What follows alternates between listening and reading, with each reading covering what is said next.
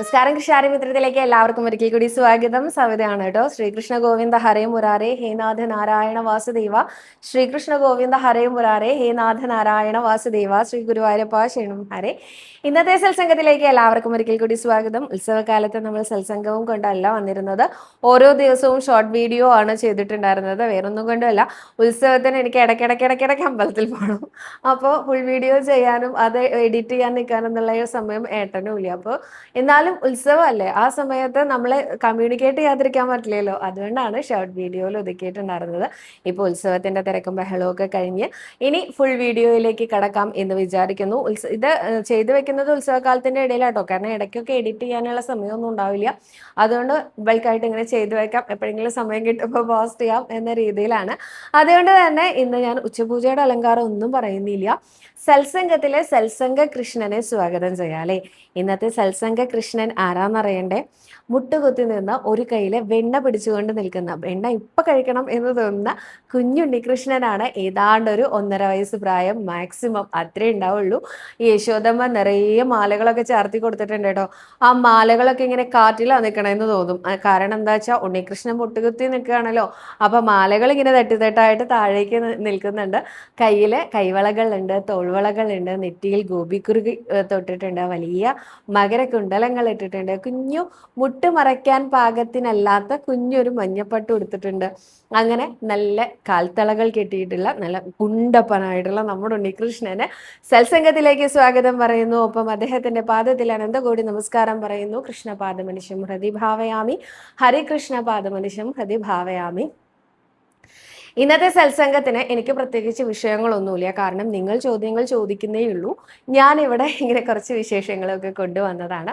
മാത്രമല്ല, എല്ലാ ദിവസവും ഇങ്ങനെ സ്റ്റീരിയോ ടൈപ്പ് ക്വസ്റ്റ്യൻസും അതേ ആൻസേഴ്സും ഒക്കെ ആയിക്കഴിഞ്ഞാൽ നിങ്ങൾക്കും ബോറടിക്കും, പറയുന്ന എനിക്കും ബോറടിക്കും. ഇത് കേൾക്കാൻ തുടങ്ങിയിട്ട് 2 വർഷമായിട്ടുള്ള ആളുകളും ഉണ്ട് നമ്മുടെ കൂട്ടത്തിൽ, അല്ലേ? പണ്ടേ മുതൽ എന്നാണോ എന്നെ ഈ ഒരു സ്ക്രീനിൽ കാണാൻ തുടങ്ങിയത് അന്ന് മുതൽ എൻ്റെ കൂടെ കൂടിയിട്ടുള്ള അനേകം അമ്മമാരുണ്ട്. അപ്പം അവർക്ക് ആവർത്തന വിരസതയൊന്നും ഉണ്ടാക്കാത്ത തരത്തിൽ പുതിയ തരത്തിൽ വേണ്ടേ നമുക്ക് വീഡിയോ ചെയ്യാൻ.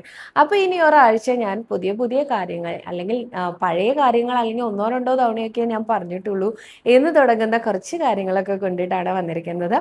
നമുക്ക് ശ്രീ ഗുരുവായൂരപ്പൻ്റെ ഓരോ എന്താ പറയുക, ഈ ഒരു വീഡിയോയിലൂടെ കുറേ ആളുകൾ എന്നോട് ഈ ഉത്സവകാലത്ത് കമൻ്റ് ആയിട്ട് വന്നിട്ടുള്ള ഏറ്റവും കൂടുതൽ പേര് പറഞ്ഞ കാര്യം എന്താണെന്ന് വെച്ചാൽ, ഗുരുവായൂർ അമ്പലത്തിനെ കുറിച്ച് കുറേ കാര്യങ്ങൾ, അറിയാത്ത കുറേ കാര്യങ്ങൾ പറഞ്ഞു തന്നു. ഇപ്പം ഞങ്ങൾക്ക് ഞങ്ങളുടെ വീടിൻ്റെ തൊട്ടടുത്തുള്ള ഒരു അമ്പലത്തിലേക്ക് വരുന്ന പോലെ വരാൻ സാധിക്കുന്നുണ്ട് ഗുരുവായൂർക്കെന്ന്. ഇതാണ് എൻ്റെ ഏറ്റവും വലിയ വിജയമായിട്ട് എനിക്ക് കണക്കാക്കാൻ പറ്റുന്നത് കേട്ടോ. ഞാൻ എന്താണോ വീഡിയോയിലൂടെ ഉദ്ദേശിച്ചത് അത് തന്നെയാണ് ഈ ഒരു കമൻറ്റിലൂടെ എനിക്ക് കിട്ടുന്നത്. കാരണം ഞാനിത് തന്നെ ഉദ്ദേശിച്ചത്, ഗുരുവായൂർ അമ്പലത്തിൽ എന്താ നടക്കണതെന്ന് ആർക്കും ഒന്നും അറിയില്ല. ഗുരുവായൂർ പ്രദേശ നിവാസികളായിട്ടുള്ള, അതും വളരെ കുറച്ച് പേർക്ക് മാത്രം അറിയാവുന്ന കുറേ കാര്യങ്ങൾ. ഇതൊന്നും എൻ്റെ എന്താ പറയുക, എൻ്റെ അറിവിലുള്ള കാര്യങ്ങളൊന്നും അല്ല കേട്ടോ. എൻ്റെ അറിവിനേക്കാളും പുറത്തേക്ക് ഞാൻ കുറേ ആളുകളോട് ചോദിച്ചിട്ടും റെഫറൻസ് എടുത്തിട്ടും, പിന്നെ എൻ്റെ പ്രിയപ്പെട്ടവരൊക്കെ വർക്ക് ചെയ്യുന്നത് ഗുരുവായൂർ അമ്പലത്തിലാണ്. അപ്പം അവരുടെ അടുത്തൊന്നും ശേഖരിച്ച വിവരങ്ങളിലൂടെയാണ് നിങ്ങളുടെ അടുത്തേക്ക് കൊണ്ടുവന്നത്. എന്തായാലും എൻ്റെ ആ ഉദ്യമം, വലിയ ഉദ്യമം, ഒരു പരിധി വരെ സാധ്യമായി എന്നറിയുമ്പോൾ എനിക്ക് ഒരുപാട് സന്തോഷമുണ്ട് കേട്ടോ. ഇനി എന്താണ് ഞാൻ പറയാൻ പോണതെന്ന് വെച്ചാൽ, ഇനി കുഞ്ഞു കുഞ്ഞു വഴിപാടുകൾ നമുക്ക് ചെയ്യാൻ സാധിക്കുന്നത്. നമുക്ക് കുറേ പേർക്കുള്ള സംശയമാണ്, എന്തുകൊണ്ടാണ് തുളസി മാല കെട്ടിക്കൊണ്ടുവന്ന ഗുരുവായൂർ അമ്പലത്തിൽ എടുക്കാത്തത്? തുളസി മാല എടുക്കണ്ടേ? തുളസി മാല എടുക്കില്ല എന്ന് ആരാ പറഞ്ഞേ? തുളസി മാല എടുക്കും, പക്ഷെ ശ്രീലകത്തേക്ക് ചാർത്താൻ എടുക്കില്ല എന്നാണ് പറഞ്ഞത്. നിങ്ങളൊന്ന് ആലോചിച്ച് നോക്കൂ, നിങ്ങൾ കൊണ്ടുവരുന്ന മാല ശ്രീലകത്തേക്ക് എടുത്ത് ഗുരുവായൂരപ്പനെ ചാർത്തുന്നത് വരെ നിങ്ങൾക്ക് അവിടെ നിന്ന് കാണാൻ സാധിക്കില്ല. എന്നാൽ നിങ്ങൾ കൈകൊണ്ട് കെട്ടി ഉണ്ടാക്കി കൊണ്ടുവരുന്ന തുളസിമാല നിങ്ങൾക്ക് തന്നെ ഗുരുവായൂരപ്പനെ ചാർത്താൻ സാധിച്ചാലോ?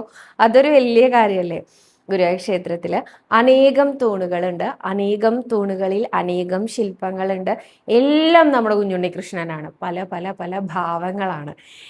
ഏറ്റവും ആദ്യം നമുക്ക് പ്രദക്ഷിണം വയ്ക്കുമ്പോൾ നമ്മുടെ കയ്യിൻ്റെ ഇടതുവശത്തായിട്ട് ഒരു കെട്ടിടം കാണാം. അതാണ് കൂത്തമ്പലം എന്ന് ഞാൻ പറഞ്ഞിരുന്നു കേട്ടോ. ചാക്യാർ കൂത്ത് നടക്കുന്ന, സരസ്വതി മണ്ഡപമാക്കുന്ന, കലശങ്ങൾ എഴുന്നള്ളിച്ച് വെക്കുന്ന, അങ്ങനെ പവിത്രമായിട്ടുള്ളൊരു കെട്ടിടമാണ് ആ ഒരു കൂത്തമ്പലം എന്ന് പറയുന്നത്. നമ്മുടെ കയ്യിൻ്റെ ഇടതുവശത്താണ് നമുക്ക് കൂത്തമ്പലം കാണാൻ സാധിക്കുക. നമ്മുടെ കയ്യിൻ്റെ വലതുവശത്തായിട്ട് തൂണിലൊരു ഉണ്ണികൃഷ്ണനുണ്ട്. ഫ്ലൈ ഓവറിന്റെ തൊട്ട് താഴെയാണ് കേട്ടോ ആ ഉണ്ണികൃഷ്ണൻ. ആ ഉണ്ണികൃഷ്ണനാണ് ഉഷപൂജ ഉണ്ണികൃഷ്ണൻ എന്ന് പറയുന്നത്. ഉഷപൂജ കൃഷ്ണൻ. എന്താ ഉഷപൂജ കൃഷ്ണൻ എന്ന് പറയാൻ കാരണം, ആ ഉണ്ണികൃഷ്ണൻ പട്ടുകോണകമുടുത്ത് അരയിൽ കിങ്ങിണി കെട്ടി കയ്യിൽ വെണ്ണ പിടിച്ചുകൊണ്ട് ഒരു കയ്യിൽ ഓടക്കോല് പിടിച്ചുകൊണ്ട് അങ്ങനെ നിൽക്കുന്ന ഉണ്ണികൃഷ്ണനാണ് ഉഷപൂജ ഉണ്ണികൃഷ്ണൻ. ഉഷപൂജയ്ക്ക് എല്ലാ ദിവസവും ഇങ്ങനെയാ ചന്ദനം ചാർത്തുക. ഇങ്ങനെയാന്ന് പറഞ്ഞാൽ മുഖം മാത്രമേ ചന്ദനം ചാർത്തിയിട്ടുണ്ടാവുള്ളൂ. കയ്യിൽ ഓടക്കോലുണ്ടാവും, താമരപ്പൂ ഉണ്ടാവാം ചില ദിവസങ്ങളിൽ, മറ്റേ കയ്യിൽ കദളിപ്പഴം അല്ലെങ്കിൽ വെണ്ണ ഉണ്ടാവാം. അപ്പോൾ ഈ പട്ടുകോണകം മാത്രമേ ഉണ്ടാവുള്ളൂ. അരയിൽ ഒരു പട്ട് ചുരുട്ടി ഇങ്ങനെ കെട്ടിവെച്ച രീതിയിലും കാണാൻ സാധിക്കും. നമുക്ക് അരമണിയും കിങ്ങിണിയും ഒക്കെ കാണാൻ സാധിക്കും. അപ്പോൾ എല്ലാ ദിവസവും ഉഷപൂജയ്ക്ക് ഉണ്ണികൃഷ്ണന്റെ അലങ്കാരം ഇതാണ്. ഇതേമാതിരിയാണ് ഉഷപൂജ കൃഷ്ണൻ. അപ്പൊ ആ തൂണിലെ കൃഷ്ണൻ ഉഷപൂജ കൃഷ്ണനാണ്. ഈ ഉണ്ണികൃഷ്ണന്റെ കഴുത്തിൽ നമ്മൾ കൊണ്ടുവരുന്ന ആ മാല, ആ തുളസി മാല നമുക്ക് ചാർത്താൻ സാധിക്കും. ഇതിൽ പരം എന്താ നമുക്ക് വേണ്ടേ അല്ലേ? നമ്മുടെ കൈ കൊണ്ട് തന്നെ ചാർത്താൻ സാധിക്കില്ലേ? അപ്പോൾ അങ്ങനെയും ഒരു വഴിപാട് ഗുരുവായൂർ ക്ഷേത്രത്തിലുണ്ട്, നിങ്ങൾക്ക് വേണമെങ്കിൽ ചെയ്യാം. അല്ല, നമുക്ക് ഗുരുവായൂർ ക്ഷേത്രത്തിലെ ശ്രീലകത്തിലെ ആ ഒരു ഗുരുവായൂരപ്പനെ തന്നെ ചാർത്തണം എന്നാണെങ്കിൽ തീർച്ചയായിട്ടും നിങ്ങൾ ഗുരുവായൂർ ദേവസ്വത്തിലെ ഉണ്ടമാല അല്ലെങ്കിൽ എന്താ പറയുക തിരുമുടിമാല, ഇത് രണ്ട് തരത്തിലുള്ള മാലകളാണ്. ഈ മാലകൾ നിങ്ങൾ ഷീട്ടാക്കണം. ഷീട്ടാക്കിയാൽ നമ്മളുടെ വകയായിട്ട് ഗുരുവായൂരപ്പന് ഒരു മാല അവിടെ ചാർത്തപ്പെടുന്നതാണ് കേട്ടോ. അപ്പോൾ ഈ ഒരു സംശയം നിങ്ങൾക്ക് മാറിയിട്ടുണ്ടാവാം. അതിനടുത്തതായിട്ട് അയ്യപ്പൻ്റെ അമ്പലമാണ് അവിടെ ഉള്ളത്. പ്രദക്ഷിണം വയ്ക്കുകയാണ് കേട്ടോ നമ്മൾ. ആ പ്രദക്ഷിണം വയ്ക്കുന്ന സമയത്ത് അവിടെ ഉപദേവതാ പ്രതിഷ്ഠയായിട്ട് അയ്യപ്പസ്വാമിയെ കാണാം. ശ്രീ ഗുരുവായൂരപ്പൻ്റെ അമ്പലത്തിലെ അയ്യപ്പന് അനേകം പ്രത്യേകതകളുണ്ട്. ഒന്നാമത്തെ പ്രത്യേകത, എന്തൊരു ഭംഗിയ നിശല്യ, അതാണ് ഏറ്റവും വലിയ പ്രത്യേകത. അയ്യപ്പന്റെ വിഗ്രഹം നമ്മൾ പല രീതിയിലും കണ്ടിട്ടുണ്ടെങ്കിലും ഇത്രയും ഭംഗിയുള്ള ഒരു അയ്യപ്പനെ വേറെ എവിടെയും കാണാൻ സാധിക്കില്ല കേട്ടോ. കാരണം ഒരു ചന്ദനചാർത്തും ഇല്ലെങ്കിലും അദ്ദേഹത്തിന്റെ ആ ഒരു മുഖം കാണാൻ എന്തോ ഒരു പ്രത്യേക ഭംഗിയാണ്. അമ്മയോട് ചേർന്നിരിക്കുമ്പോൾ കുഞ്ഞുങ്ങളെ കാണാൻ വലിയ ഭംഗിയാണ് അല്ലേ? ചിലപ്പോൾ അതുകൊണ്ടാവുമെന്ന് തോന്നാറുണ്ട് എനിക്ക്. അമ്മയുടെ കൂടെ ഇരിക്കുമ്പോഴല്ലേ കുഞ്ഞിന് ഏറ്റവും കൂടുതൽ സന്തോഷം ഉണ്ടാവുക. അതുകൊണ്ടായിരിക്കാം ചിലപ്പോൾ അല്ലേ. ഇതുപോലെ സുന്ദരനായിട്ടുള്ള അയ്യപ്പസ്വാമിയെ വേറെ എവിടെയും ഞാൻ കണ്ടിട്ടില്ല കേട്ടോ. അപ്പോൾ അതാണ് ഒന്നാമത്തെ പ്രത്യേകത. പിന്നെ ഇവിടെ എള്ളുതിരി കത്തിക്കലില്ല കേട്ടോ, നീലാഞ്ജനം വഴിപാടില്ല കേട്ടോ. ഇതൊക്കെ ഇല്ലാത്ത അയ്യപ്പ ക്ഷേത്രങ്ങൾ കുറവല്ലേ? ഇതൊന്നും ഗുരുവായൂർ ക്ഷേത്രത്തിലില്ല. പണ്ട് എള്ളുതിരി കത്തിച്ചിരുന്നു, പക്ഷേ പ്രശ്നവശാൽ എള്ളുതിരി കത്തിക്കരുത് എന്നാണ് കണ്ടത്. അപ്പോൾ അവിടെ എള്ളുതിരി ഇല്ല കേട്ടോ.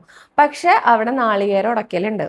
നാളികേരം ഉടയ്ക്കാനുള്ള ഒരു എന്താ പറയുക ഒരു സ്ഥലം അവിടെ റെഡി ആയിട്ടുണ്ട്, നേരെ മുമ്പിൽ തന്നെ. അതല്ലാതെ അവിടെ എള്ളുതിരി കത്തിക്കലോ നീലാഞ്ജന വഴിപാടോ ഒന്നുമില്ല കേട്ടോ. അത് ആദ്യമായിട്ടാണ് വലിയ നിങ്ങൾ അറിയുണ്ടാവുക. അതാണ് ഗുരുവായൂർ ക്ഷേത്രത്തിലെ അയ്യപ്പൻ്റെ ഏറ്റവും വലിയ പ്രത്യേകത. ഇനി അയ്യപ്പസ്വാമിക്ക് എന്താണ് വഴിപാടുള്ളത് എന്ന് ചോദിച്ചാൽ പുഷ്പാഞ്ജലി കഴിക്കാൻ പറ്റും, അതുപോലെ തന്നെ ചുറ്റുവിളക്ക് കഴിക്കാൻ പറ്റും. പുഷ്പാഞ്ജലിക്ക് 10 രൂപയേ ഉള്ളൂ, പക്ഷേ ചുറ്റുവിളക്കിന് 7000 രൂപയോളം വരും കേട്ടോ. 7000 രൂപയ്ക്ക് ചുറ്റുവിളക്ക് കഴിച്ചാൽ നമുക്ക് എന്താ പ്രസാദം കിട്ടുക വെച്ചാൽ അയ്യപ്പന് നേദിച്ച പ്രസാദങ്ങളും കിട്ടും, ചന്ദനവും കിട്ടും കേട്ടോ. ഇങ്ങനെയാണ് അതിൻ്റെ ആ ഒരു രീതികൾ. ഇനി അയ്യപ്പനെ പ്രദക്ഷിണമായിട്ട് വരുമ്പോൾ നമുക്ക് ഈ കൂത്തമ്പലം ശരിക്കും കാണാൻ പറ്റും കേട്ടോ. കൂത്തമ്പലത്തിൻ്റെ പിന്നിലൊരു കഥയുണ്ട്. ആ കഥയും കൂടി പറഞ്ഞിട്ട് നമുക്ക് ഇന്നത്തെ ഈ വീഡിയോ അവസാനിപ്പിക്കാം അല്ലേ. കൂത്തമ്പലം നിന്നിരുന്ന സ്ഥലത്ത് പണ്ടൊരു ഇലഞ്ഞിമരമായിരുന്നു എന്നും ഈ ഇലഞ്ഞിമരത്തിന്റെ ചോട്ടിലാണ് മാനവേദ രാജാവിനെ ഗുരുവായൂരപ്പൻ നമ്മുടെ കുഞ്ഞുണ്ണികൃഷ്ണൻ വില്വമംഗലം സ്വാമിയാരുടെ സഹായത്തോടു കൂടി കാണിച്ചു കൊടുത്തതെന്നുള്ള ഒരു കഥയുണ്ട് കേട്ടോ. അതായത് കോഴിക്കോട് സാമൂതിരി കുടുംബത്തിൻ്റെ ആ ഒരു കീഴിലായിരുന്നു ഗുരുവായൂർ ക്ഷേത്രം വന്നിരുന്നത്.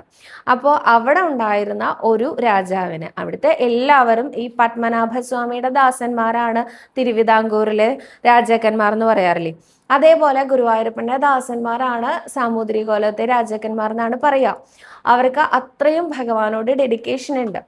അതിൽ ഒരു രാജാവിന് കുറച്ച് അധികം ഉണ്ടായിരുന്നു കേട്ടോ. അദ്ദേഹത്തിന് ഭഗവാനെ കാണണം എന്ന് വലിയ ആഗ്രഹമായിരുന്നു. വില്വമംഗലം സ്വാമിയാർക്കാണെങ്കിലോ സാധാരണ നടക്കുമ്പോൾ വരെ ഭഗവാനെ ശരിക്കും കാണാൻ സാധിക്കാറുണ്ട് അല്ലേ. ഒരിക്കൽ വില്വമംഗലം സ്വാമിയാരെ ചെന്ന് കണ്ട് ഇദ്ദേഹം നമസ്കരിച്ചിട്ട് പറഞ്ഞു, എനിക്ക് ഗുരുവായൂരപ്പനെ കാണണം എന്ന്, എനിക്ക് ഉണ്ണികൃഷ്ണനെ കാണണം, ഞാൻ എന്താ ചെയ്യേണ്ടേ ചോദിച്ചു. വില്വമംഗലം സ്വാമിയാർ ആദ്യമൊന്നും കാര്യമാക്കിയില്ല കേട്ടോ. പിന്നെ ഇദ്ദേഹത്തിന്റെ തീവ്രമായ ആഗ്രഹം കണക്കിലെടുത്തുകൊണ്ട് പറഞ്ഞു, ശരി അങ്ങ് വരൂ നമുക്ക് കാണാം എന്ന് പറഞ്ഞുകൊണ്ട് ഇലഞ്ഞി മരച്ചോട്ടിലേക്ക് കാണിച്ചു കൊടുത്തു. അവിടെ ഒന്നും കാണാനില്ല. അപ്പോൾ പറഞ്ഞു, എന്നെ തൊട്ടുകൊണ്ട് ഇലഞ്ഞി മരത്തിന്റെ ചോട്ടിലേക്ക് നോക്കിക്കോളൂ എന്ന് പറഞ്ഞു. അവിടേക്ക് നോക്കുന്ന സമയത്ത് നമ്മുടെ കുഞ്ഞുണ്ണികൃഷ്ണൻ ഇലഞ്ഞിപ്പൂക്കളൊക്കെ എടുത്ത് കളിക്കുകയാണ് കേട്ടോ. ഏതാണ്ട് ഒരു 2 വയസ്സുകാരൻ കുഞ്ഞുണ്ണികൃഷ്ണൻ. ആ ഉണ്ണികൃഷ്ണനെ കണ്ടതും ഓടി ചെന്ന് എടുക്കാനാണ് മാനവേദ രാജാവിന് തോന്നിയത്. അദ്ദേഹം ഓടി അങ്ങോട്ട് ചെന്നു. അപ്പൊ ഈ വില്വമംഗലം സ്വാമിയാരായിട്ടുള്ള ആ കോണ്ടാക്ട് ടച്ച് അത് വിട്ടില്ലേ, അത് വിട്ട ഉടനെ അദ്ദേഹത്തിനെ കാണാതെയായി. എന്നാൽ ഓടിച്ചെന്ന സമയം കൊണ്ട് ഈ ഉണ്ണികൃഷ്ണന്റെ തലയിൽ ഇരുന്നിരുന്ന മയിൽപീലി മാനവേദ രാജാവിന് കിട്ടി. ഈ മയിൽപീലി നോക്കി നോക്കി നോക്കി ആ കണ്ട ഉണ്ണികൃഷ്ണനെ മനസ്സിൽ വിചാരിച്ചിട്ടാണ് അദ്ദേഹം കൃഷ്ണഗീതി എന്നറിയപ്പെടുന്ന ഇന്നത്തെ കൃഷ്ണനാട്ടത്തിന്റെ പദങ്ങളെ ഓരോന്നും രചിച്ചത്. അപ്പോൾ അദ്ദേഹത്തിനെ ഭഗവാൻ സ്വന്താക്കിയിട്ടുണ്ട് എന്നുള്ളതിന് വേറൊരു ഉദാഹരണവും കൂടി ഉണ്ട്. അത് ഞാൻ വഴിയെ പറയാം കേട്ടോ. അപ്പോൾ അന്ന് ഇലഞ്ഞിമരച്ചോട്ടിൽ ഉണ്ണികൃഷ്ണനെ കണ്ട ആ ഒരു സ്ഥലത്താണ് ഇന്നത്തെ കൂത്തമ്പലം നിൽക്കുന്നത്. ഇനി ഇന്നത്തെ കൂത്തമ്പലത്തിന് വേറെയുണ്ട് പ്രത്യേകത. എന്താണെന്നറിയോ? കഴിഞ്ഞ തവണത്തെ പ്രശ്നം വെച്ച് നോക്കിയ സമയത്ത് അവിടെ ആ കൂത്തമ്പലം കുറച്ചു കാലത്തേക്കെങ്കിലും ഒരു സ്റ്റോർ റൂം ഒക്കെ ആയിട്ട് ഉപയോഗിച്ചിരുന്നു. കുറെ ചാക്കുകെട്ടുകളൊക്കെ ആയിട്ട് സ്റ്റോർ റൂം ആയിട്ടൊക്കെ. അപ്പൊ ഈ പ്രശ്നത്തിൽ കണ്ടു ഒരിക്കലും കൂത്തമ്പലം അങ്ങനെ ചെയ്യരുത്, ഉണ്ണികൃഷ്ണൻ ഓടിക്കളിക്കുന്ന സ്ഥലമാണ് എന്ന്. അവിടെ ഇപ്പൊ എപ്പോഴും ഒരു വിളക്ക് വെച്ചിട്ടുണ്ടാവും. അത് മാത്രമല്ല രാവിലെ 2 മണിക്കൂർ വേദപാരായണം നടക്കുന്ന സ്ഥലവുമാണ് കേട്ടോ. രാവിലെ 1 മണിക്കൂർ, ആദ്യത്തെ 1 മണിക്കൂർ ഋഗ്വേദവും രണ്ടാമത്തെ 1 മണിക്കൂർ യജുർവേദവും എല്ലാ ദിവസവും പാരായണം ചെയ്യുന്ന സ്ഥലമാണ്. അപ്പോൾ ആ കൂത്തമ്പലത്തിന് ഒരു എന്താ പറയുക, അതിനുള്ളിലേക്ക് നമുക്ക് എല്ലാ ദിവസവും എല്ലാ ഭക്തജനങ്ങൾക്കും പ്രവേശനമില്ല. പ്രവേശനമുള്ള സമയം എന്ന് പറഞ്ഞാൽ ചാക്യാർകൂത്ത് നടക്കുന്ന സമയമോ സരസ്വതി മണ്ഡപം ഒരുക്കി വെച്ചിരിക്കുന്ന സമയമൊക്കെയാണ് കേട്ടോ. പണ്ട് കാലത്ത് സഹസ്രനാമം അവിടെയാണ് നടന്നിരുന്നത്. ഞാനൊക്കെ ചെറിയ കുട്ടിയായിരിക്കുമ്പോൾ അവിടെയായിരുന്നു. അപ്പം എനിക്ക് ആ ഒരു വലിയ ഭാഗ്യം കിട്ടിയിട്ടുണ്ട് കേട്ടോ. എല്ലാ ദിവസവും 1 മണിക്കൂർ അതിനുള്ളിൽ ചെലവഴിക്കാനുള്ള ഭാഗ്യം. വലിയ സന്തോഷം അതിൻ്റെ ഉള്ളിൽ. എന്താണെന്നറിയാത്തൊരു പോസിറ്റിവിറ്റി അതിൻ്റെ ഉള്ളിൽ അന്നേ എനിക്ക് ഫീൽ ചെയ്യാറുണ്ട് കേട്ടോ. വേറൊന്നുമല്ല, നമ്മുടെ ഉണ്ണികൃഷ്ണൻ അവിടെ ഓടിക്കളിക്കുന്നുണ്ട് എന്നുള്ളത് കൊണ്ട് തന്നെയാണ് അവിടെ ഇത്രയും പ്രത്യേകത. അതുകൊണ്ട് ഇനി വരുമ്പോൾ നിങ്ങൾ എല്ലാവരും കൂത്തമ്പലത്തിലേക്ക് നോക്കിയിട്ട് ഒന്ന് തൊഴുതോളൂ കേട്ടോ. അത് ഞാൻ എല്ലാ ദിവസവും ചെയ്യാറുള്ളതാണ്. അത് നിങ്ങളും ചെയ്യണം എന്നാണ് എൻ്റെ ആഗ്രഹം. അപ്പോൾ ഇങ്ങനെ പ്രദക്ഷിണമായിട്ട് നമ്മൾ അയ്യപ്പൻ്റെ അവിടെ വരെ എത്തിയിരിക്കുകയാണ്. ഇന്നത്തെ വീഡിയോ ഇത്രയേ ഉള്ളൂ. നാളെ കൂടുതൽ വിശേഷങ്ങളുമായിട്ട് വരാമെന്ന് വിചാരിക്കുന്നു. സർവരോഗ വിനാശന, സർവപാപ വിനാശന, സർവദുഃഖ വിനാശന, സർവസൗഖ്യപ്രദായക ശ്രീ ഗുരുവായൂരപ്പ ശരണം ഹരേ.